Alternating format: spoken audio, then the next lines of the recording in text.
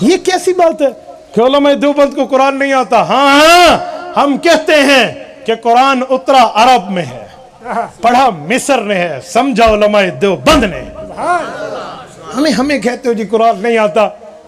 علماء دیوبند میں اردو زبان کے اندر اس دھرتی پہ سب سے بڑی قرآن کریم کی تفسیر سواتی برادران کی موجود ہے۔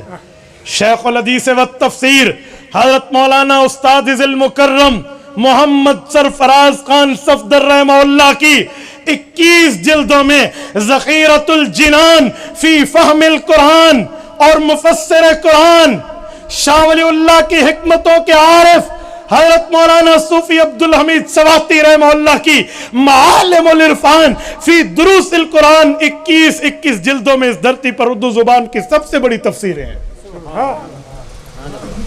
2 جلدیں مانگ کے، وہ بھی مانگے تانگے، کوئی کہے اس کی ہے، کوئی کہے اس کی ہے۔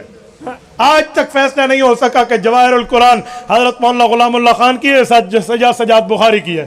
آپ مانگے تانگے کی تفسیریں لکھ کر بات کریں اور اعتراض علماء دیوبند پہ کہ انہیں قرآن کریم نہیں آتا۔ یار شیخ الحدیث حافظ الحدیث والقرآن مولانا عبداللہ درخواستی کہاں جائے گا؟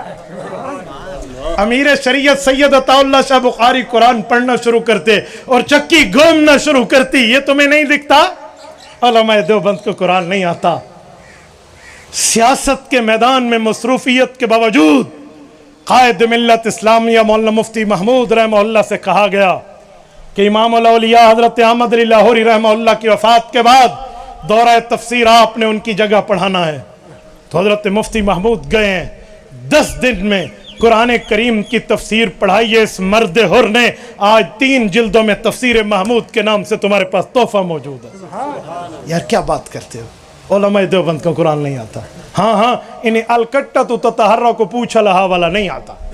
اجی تجھے جو آتے ہیں نا وہ انہیں نہیں آتا، لیکن جو اہل حق جسے قرآن کہتے ہیں اور جو اللہ کا قرآن ہے وہ علماء دیوبند کو آتا ہے۔